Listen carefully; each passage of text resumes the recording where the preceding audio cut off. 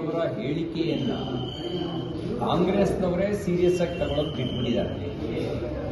ಯಾಕೆ ಅಂದರೆ ಅವ್ರ ಹೇಳಿಕೆಯೇ ಕಾಂಗ್ರೆಸ್ ಅವರಿಗೆ ಸಮರ್ಥನೆ ಮಾಡ್ಕೊಳ್ಳೋಕ್ಕಾಗದೇ ಇರುವಂಥ ಮುಜುಗರವನ್ನು ಅವ್ರು ಹೇಳೋ ರೀತಿಯಲ್ಲಿ ವೋಟ್ ಚೋರಿಯಾಗಿದ್ದರೆ ಅವರಿಗೆ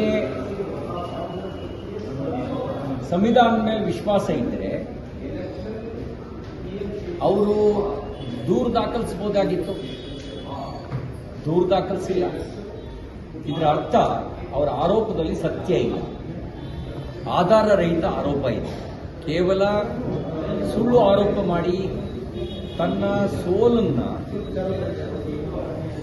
ವ್ಯವಸ್ಥೆಯ ಮೇಲೆ ಕಟ್ಟುವಂತ ಒಂದು ಷಡ್ಯಂತ್ರದ ಭಾಗವಾಗಿ ತನ್ನ ದುರ್ಬಲತೆಯನ್ನು ಮುಚ್ಚಾಕೊಳ್ಳೋದಕ್ಕೆ ಈ ರೀತಿ ಆರೋಪವನ್ನ ಮಾಡ್ತಾ ಇದ್ದಾರೆ ಅಂತ ಅನಿಸುತ್ತೆ. ಅವರ ಆರೋಪದಲ್ಲಿ ನಿಜವಾಗ್ಲೂ ಸತ್ಯ ಇದ್ರೆ ಅವರು ದೂರು ದಾಖಲಿಸಬಹುದಿತ್ತು. ನ್ಯಾಯಾಂಗ ವ್ಯವಸ್ಥೆ ಮೇಲೆ ನಂಬಿಕೆ ಇಲ್ಲ ಅವರಿಗೆ, ಸಂವಿಧಾನದ ಮೇಲೆ ನಂಬಿಕೆ ಇಲ್ಲ. ಅಂದ್ರೆ ಅವ್ರು ಗೆದ್ರೆ, ಅವ್ರ ಪಾರ್ಟಿ ಗೆದ್ರೆ ಅದು ಪ್ರಜಾಪ್ರಭುತ್ವ, ಅವ್ರು ಸೋತ್ರೆ ವೋಟ್ ಚೋರಿ. ಈ ತರದ ಆರೋಪವನ್ನ ಕೇವಲ ಕಳ್ಳತನದಲ್ಲಿ ನಿಪುಣರಾಗಿರೋರು ಮಾತ್ರ ಕೊಡಕ್ ಸಾಧ್ಯ.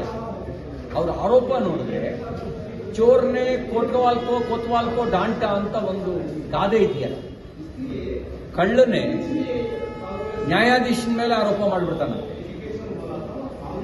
ಆ ರೀತಿಯ ಒಂದು ಪರಿಸ್ಥಿತಿ ಇದೆ. ಮತ್ತೆ ಅವ್ರು ಏನು ಹೇಳ್ತಾರೆ ಅನ್ನೋದೇ ಕಾಂಗ್ರೆಸ್ನವರಿಗೆ ಒಂದು ಮುಜುಗರ. ವಿದೇಶದಲ್ಲಿ ಹೋಗಿ ಏನೋ ಮಾತಾಡ್ತಾರೆ, ಸೈನ್ಯದ ಬಗ್ಗೆ ಮಾತಾಡ್ತಾರೆ, ಜಂಜಿ ಬಗ್ಗೆ ಕರೆ ಕೊಡ್ತಾರೆ. ಯಾರಿಗಾರು ಪ್ರಜಾಪ್ರಭುತ್ವದ ಮೇಲೆ ವಿಶ್ವಾಸ ಇದ್ರೆ, ಸಂವಿಧಾನದ ಮೇಲೆ ವಿಶ್ವಾಸ ಇದ್ರೆ ಈ ರೀತಿ ಕ್ರಾಂತಿ ಮಾಡಿ ಅಂತ ಹೇಳ್ತಿದ್ರ? ಅಲ್ಲಿಗೆ ರಾಹುಲ್ ಗಾಂಧಿಯವರಿಗೂ ಸಂವಿಧಾನದ ಮೇಲೆ ವಿಶ್ವಾಸ ಇಲ್ಲ, ಕಾಂಗ್ರೆಸ್ನವರಿಗೂ ಸಂವಿಧಾನದ ವಿಶ್ವಾಸ ಇಲ್ಲ. ಯಾಕೆ ಅಂದ್ರೆ ಅವರ ರಕ್ತದಲ್ಲೇ ಸರ್ವಾಧಿಕಾರಿ DNA ಇದೆ. 75ರಲ್ಲಿ ಪ್ರಜಾಪ್ರಭುತ್ವದ ಹಕ್ಕುಗಳನ್ನೆಲ್ಲ ದಮನ ಮಾಡಿ ಸಂವಿಧಾನವನ್ನೇ ಬಂದಿಖಾನೆಯಲ್ಲಿಟ್ಟು ಸರ್ವಾಧಿಕಾರಿಯಾಗಿ ಮೆರೆದಿದ್ದು ಯಾರು? ಸನ್ಮಾನ್ಯ ರಾಹುಲ್ ಗಾಂಧಿಯವರೇ, ನಿಮ್ಮ ಅಜ್ಜಿ ಶ್ರೀಮತಿ ಇಂದಿರಾ ಗಾಂಧಿಯವರು.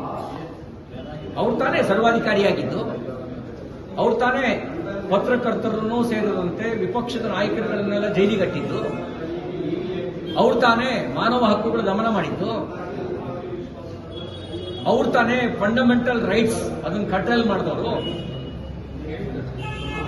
ಆ ರಕ್ತ ಹಂಚಿಕೊಂಡಿರ್ತಕ್ಕಂಥವ್ರು ಇನ್ನೇನು ಮಾತಾಡಕ್ ಸಾಧ್ಯ?